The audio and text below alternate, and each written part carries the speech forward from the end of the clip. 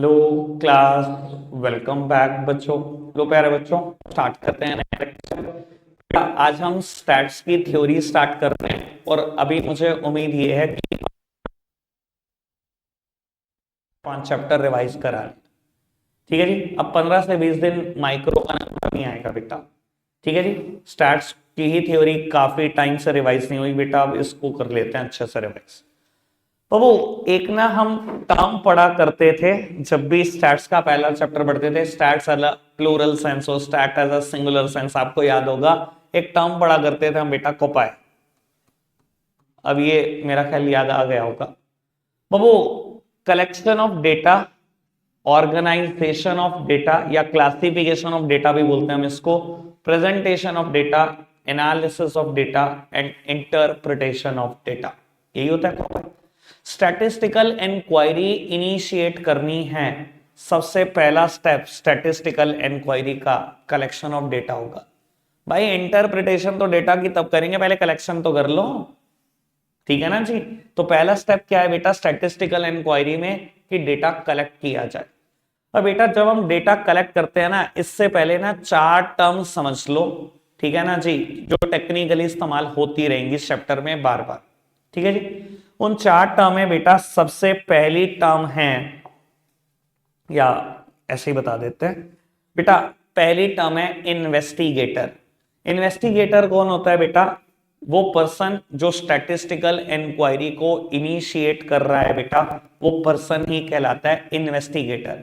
Let's suppose कि बेटा, मैं पिछली बार वाला एग्जांपल दूंगा ताकि जिसने पढ़ा हुआ ढंग से उसको याद आए, कि मैं एक स्टैटिस्टिकल इंक्वायरी करना चाहता हूं, मैं एक सर्वे करना चाहता हूं कि कॉमर्स साइड के हमारे शहर में कितने कितने टीचर पढ़ाते हैं और उनके पास कितने कितने बच्चे एनरोल होते हैं। ठीक है जी, मैं इस साल करना चाहता हूं स्टैटिस्टिकल इंक्वायरी। तो मुझे क्या बोलेंगे बेटा टेक्निकल भाषा में? इन्वेस्टिगेटर, क्योंकि मैं स्टैटिस्टिकल इंक्वायरी मैं करना चाह रहा हूं। ठीक है। तो वो इसके बाद एक टर्म आती है, इन्वेस्टिगेटर के अलावा एक टर्म आती है एन्यूमरेटर्स। ठीक है जी। एन्यूमरेटर्स कौन होते हैं बेटा? अगर इन्वेस्टिगेटर अपने इन्वेस्टिगेशन में किसी और की हेल्प लेगा, जिसकी हेल्प लेगा बेटा, उसे बोलेंगे एन्यूमरेटर।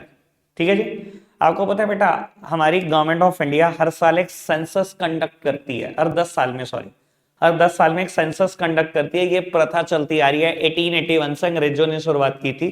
ठीक है जी। फिर 1891, 1901, 1911, 2001, 2011 और 2021 में भी होना था, कोविड चलते नहीं हुआ। वो सेंसस होता है, डेटा क्या है बेटा, कि कितनी पॉपुलेशन इंडिया की हो चुकी है। हर 10 साल में होता है कलेक्ट। ठीक है जी। 2021 में नहीं हो पाया, लेकिन बाद में 2024 के आसपास ये डेटा हमारे पास आ गया था। ठीक है ना, पिछले साल ये डेटा आ गया था हमारे पास कि 140 करोड़ क्रॉस हो गए। ठीक है जी। बाबू, अब मैं कहता हूं गवर्नमेंट ऑफ इंडिया क्या है? इन्वेस्टिगेटर है। लेकिन गवर्नमेंट ऑफ इंडिया ने खुद करा के डेटा सारा इकट्ठा? गवर्नमेंट ऑफ इंडिया हेल्प लेती है सरकारी टीचर की। ठीक है जी। उन्हें कहते हैं अच्छा तुम तो खाली हो, आ जाओ जरा शाम को, घर घर जाना है, लिख के आने हैं मेंबर कितने हैं। बाबू, वो जो सरकारी टीचर डेटा इकट्ठा कर रहे हैं गवर्नमेंट ऑफ इंडिया के बिहाफ पर, जो गवर्नमेंट ऑफ इंडिया ने रिक्रूट कर रखे हैं, उन्हें बोलते हैं एन्यूमरेटर्स। समझ में आ रही है बात? क्लियर है बात? पक्का से इन्वेस्टिगेटर टर्म क्लियर हुई, एन्यूमरेटर क्लियर हुई, रिस्पोंडेंट्स तीसरी टर्म।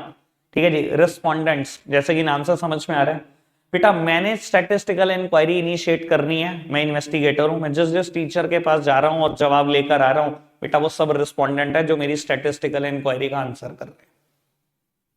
ठीक है जी। जो भी स्टैटिस्टिकल इंक्वायरी का आंसर करेगा वो कौन है? रिस्पोंडेंट। क्लियर? 3 term done. आगे बढ़े बेटा, चौथी है सर्वे। सर्वे का मतलब क्या है? जिस मेथड से आप स्टैटिस्टिकल इंक्वायरी कर रहे हो, बहुत सारे मेथड है, हमने अभी पढ़ने हैं चैप्टर में, आज एक पढ़ के जाएंगे, वैसे टोटल 6-7 है।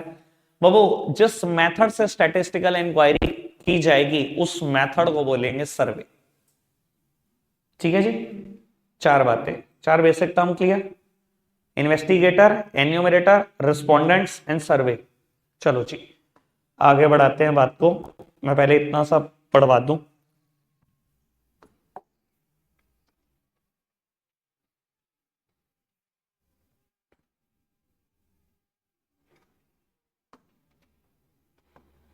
बाबू, एक बार ये चारों टर्म पढ़ना फटाफट से।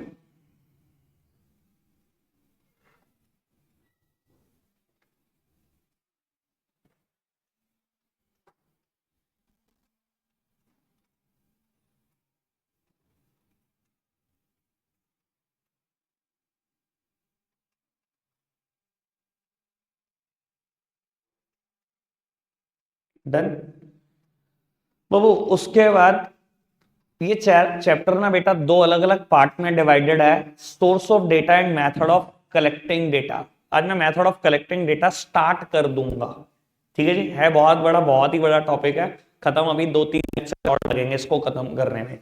सोर्स ऑफ डेटा आज ही खत्म करके method of collecting data start कर दूंगा। सुनते हैं बेटा पहले सोर्स ऑफ डेटा को। वो दो तरीके के सोर्सेस हो सकते हैं, इंटरनल सोर्सेस, एक्सटर्नल सोर्सेस, और इंटरनल में भी further primary sources and secondary sources. ये इंटरनल सोर्सेस क्या होते हैं? अगर कोई डेटा, जैसे कि नाम सजेस्ट कर रहा है इंटरनल सोर्सेस, अगर कोई डेटा ऑर्गेनाइजेशन के अंदर से ही करेक्ट हो सकता है, चाहे वो ऑर्गेनाइजेशन की किसी रिपोर्ट से, रिकॉर्ड से हो सकता है ऑर्गेनाइजेशन के अंदर से ही कलेक्ट, और कोई रास्ता ही नहीं है, तो उन्हें बोलेंगे बेटा इंटरनल सोर्सेस। और इंटरनल सोर्सेस से कलेक्ट होने वाले डेटा को बोलेंगे इंटरनल डेटा। आज में एक सेकंड करना। इंटरनल सोर्सेस से कलेक्ट होने वाले डेटा को बोलते क्या है बेटा? Internal data. ठीक है जी। क्या है इंटरनल सोर्सेस? अगर कोई डेटा ऑर्गेनाइजेशन के अंदर से ही इकट्ठा हो सकता है और कोई रास्ता ही नहीं है, चाहे वो किसी रिपोर्ट से मिले चाहे किसी रिकॉर्ड से मिले, वो इंटरनल सोर्सेज है। एग्जांपल, बेस्ट एग्जांपल जो आपने पढ़ा है आज तक उसमें से बैलेंस शीट। अगर आपको किसी ऑर्गेनाइजेशन के डेटर के बारे में इंफॉर्मेशन चाहिए कि कितना उधार बांटा है, सर बैलेंस शीट से बढ़िया भी कोई सोर्स है क्या? बाहर से पूछोगे किसी से? ये डेटा तो ऑर्गेनाइजेशन के अंदर ही अवेलेबल है, ऑर्गेनाइजेशन के रिकॉर्ड रिपोर्ट से ही मिल सकता है। ठीक है ना जी? क्लियर है जी बात? बाबू पढ़ना जा रहा है इंटरनल सोर्सेस, 2 लाइनें बस 2 लाइनें।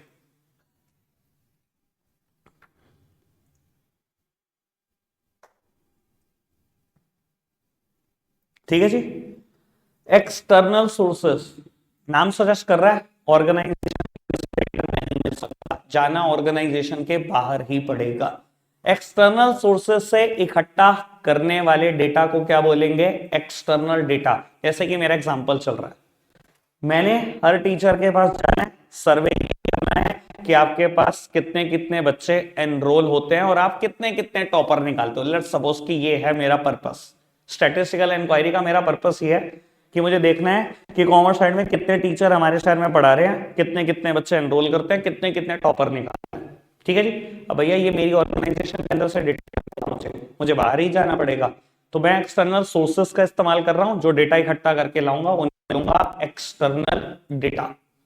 ठीक है जी। एक्सटर्नल डेटा, चलो एक काम करो, ये 4 लाइनें भी पढ़ो फटाफट से।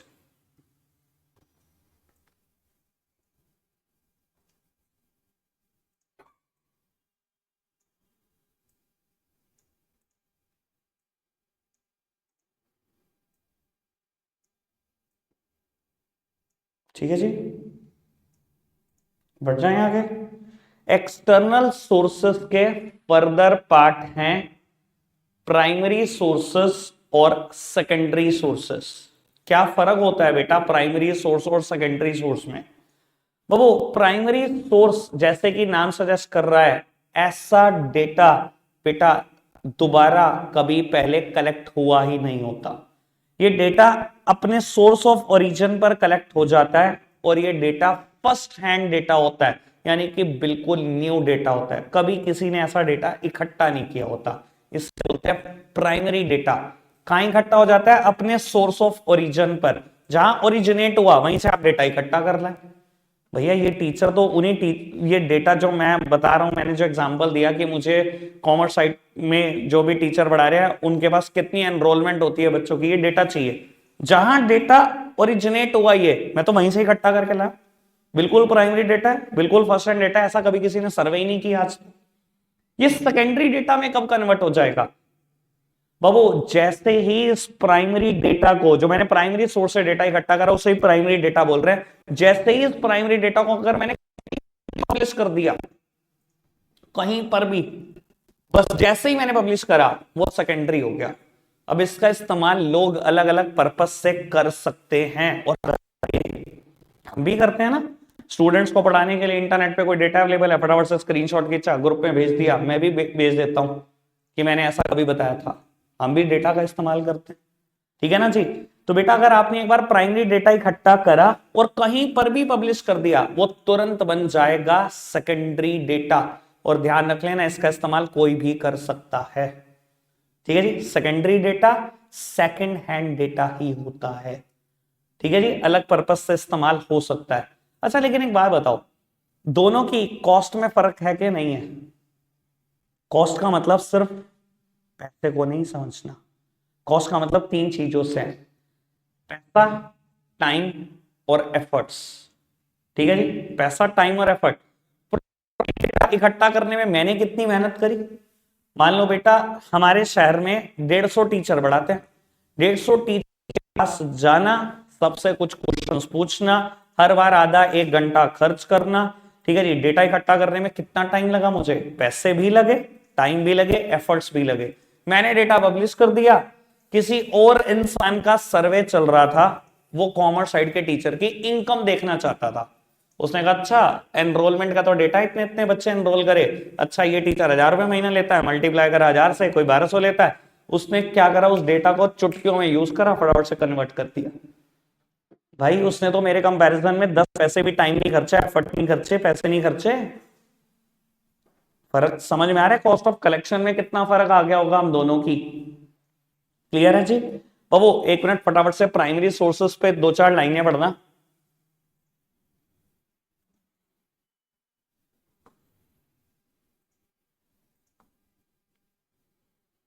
प्राइमरी डेटा पूरा पढ़ दो।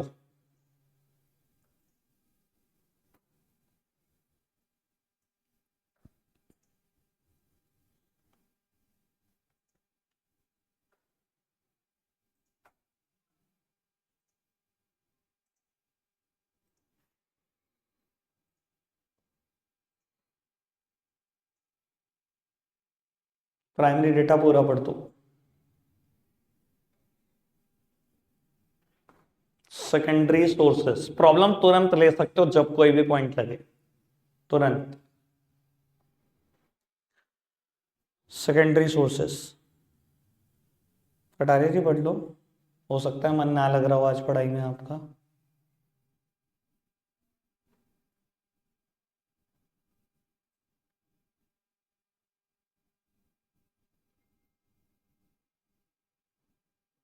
चलो जी, सेकेंडरी डेटा।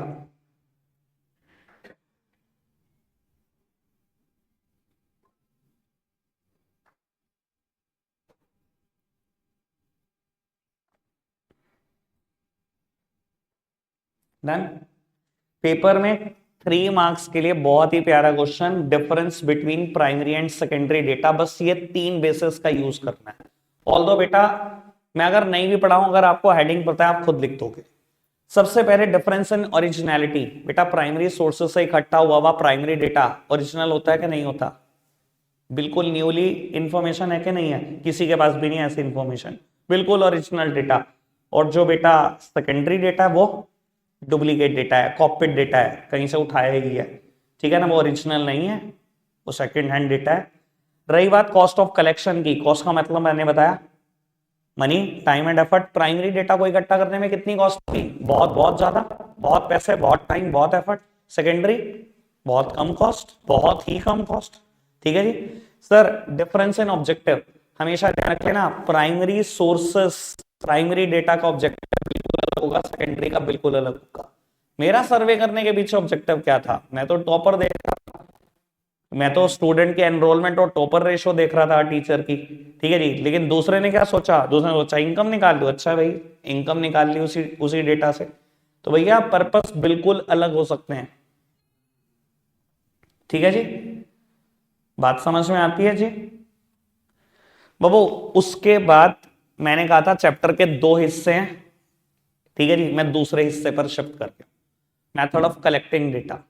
ठीक है जी बाबू, दिखाई दे रहे हैं 6 मेथड है, सबके फीचर, सबके एडवांटेज, सबके डिसएडवांटेज है। चाह के भी एक दिन में पूरा नहीं कर सकता, और एक दिन में पूरा करूंगा तो भैया सर वैसे ही घूम जाएगा, समझ भी क्या ही आ जाएगा। ठीक है जी, आज सिर्फ पहला मेथड पूरा होगा। ठीक है जी, फर्स्ट मेथड है बेटा डायरेक्ट पर्सनल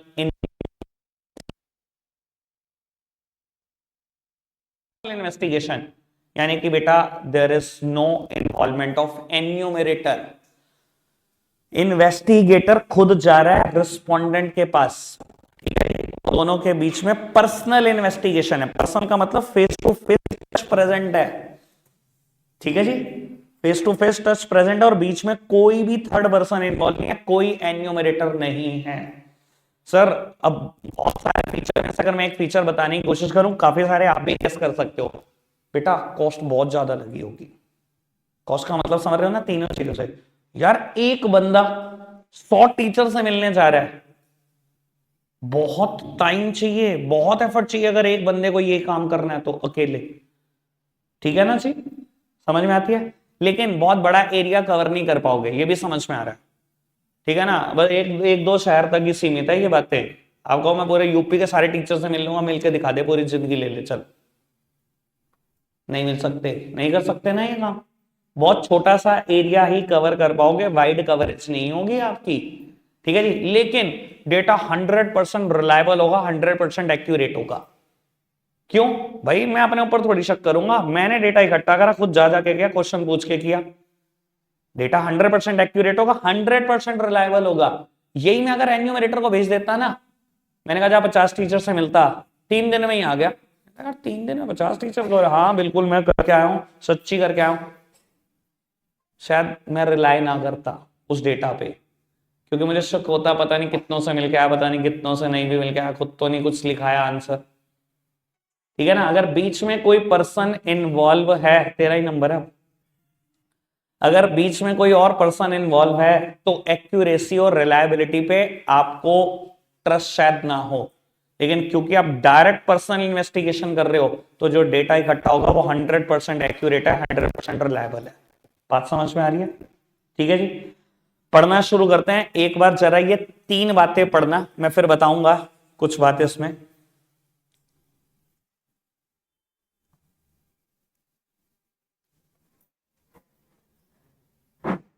एक बार तीनों पढ़ दो बेटा। सेकंड पॉइंट के बारे में ना एक बात ये है कि कुछ लोग ना अपनी जिंदगी में बहुत मिलनसार टाइप के बंदे होते हैं, बहुत ही मिलनसार, ठीक है जी। पहली बार मिले आप, वो कभी ऐसा जताते ही नहीं आप पहली बार मिले, ठीक है जी। 15 मिनट में ऐसे हो जाएंगे जैसे पता नहीं बचपन की दोस्ती चली आ रही हो, ऐसा होता है ना। तो बेटा ये कहता है कि आपकी ना बहुत बार ऐसे केसेस में इन्फॉर्मेंट से जो रिस्पोंडेंट है उससे ना पर्सनल रिलेशन डेवलप हो जाती है, और आप क्वेश्चन पूछ रहे हो उससे 10, वो 15 के आंसर कर रहा है।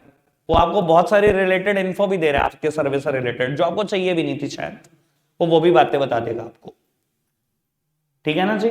और तीसरी बात बेटा कहता है investigator should be very diligent, efficient, impartial and tolerant. ये बातें पे तो मैं स्पेशली एनालिसिस कर देता हूं बेटा। आपको देखो पार्शियलिटी के चांसेस यहां हो सकते हैं, क्यों हो सकते हैं, देखो अगर बीच में कोई और पर्सन इन्वॉल्व होना तो शायद आपको डर लगे, यहां तो डर ही नहीं है। आप अकेले डेटा इकट्ठा कर रहे हो, कर किससे रहे हो, रिस्पोंडेंट से रहे हो, तो आप पार्शियल हो सकते हो, ठीक है जी, थोड़े से पक्षपात कर सकते हो उसका, ठीक है जी, क्योंकि आपको पता है किसी और को तो डेटा पता नहीं, मैं जो चाहूं थोड़ा बहुत मोल्ड कर सकता हूं। अब यही बीच में बेटा एन्यूमरेटर होता, वो डेटा इकट्ठा करके आया होता, आप मोल्ड करते, आपको डर लगता कि एन्यूमरेटर क्वेश्चन पूछेगा कि मैं तो ऐसा डेटा इकट्ठा करके आया था, आपने कुछ करा है इसमें, आपने कुछ मॉडिफिकेशन करे, ठीक है जी। तो यहां पार्शियलिटी हो सकती है, और आपको होना क्या चाहिए, इम्पार्शियल होना चाहिए। दूसरी बात बेटा आपको टॉलरेंट होना है। टॉलरेंट समझते हो ना बेटा, वो देखो जो डेटा इकट्ठा करने जाता है ना, मुझे लगता है जो भी इंसान सर्वे कर रहा होता है, जो इन्वेस्टिगेटर होता है, अपनी जिंदगी में बहुत रिजेक्शन देखता है, तो आपको थोड़ा सब्र रखना है, क्योंकि ये चीज हम दूसरों के साथ भी तो करते हैं ना। हम गली में देखते हैं कोई सर्वे चल रहा है, ठीक है जी, अच्छा जी देख लिया बाहर से, अच्छा 2 लोग आ रहे हैं भैया, 2 सेल्समैन है, ठीक है जी, ये आर्टिकल सैंपल लेके आ रहे हैं, अच्छा तंग करेंगे, कुछ नहीं, फटाफट से घर की कुंडी लगाई, अब बेचारा खड़काता रहेगा 4 बार 5 बार, उसके बाद चला जाएगा। तो you should be very tolerant, ठीक है जी, क्योंकि आपको रिजेक्शन बहुत देखने को मिलेंगे। अब ऐसा हो सकता है 10 टीचर पे जाओगे, भैया अभी तो मेरा बैच चल रहा है, अभी तो नहीं मैं दे सकता इनको, आप संडे को आना, संडे को कह रहे आज तो मैं बाहर हूं, मुझे ध्यान नहीं रहा, बताना अगले संडे आना, करते हैं ना ऐसा लोग बहुत। तो आपको टॉलरेंट बना पड़ेगा, ठीक है जी, डेटा इकट्ठा करना है तो। चलो जी खैर आगे बढ़ते हैं। सुटेबिलिटी कहां पर है, पहले आप पढ़ रहे।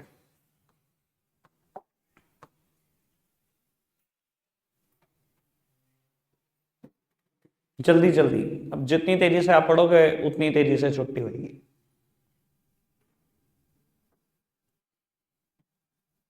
हाँ जी, आपकी भी होगी।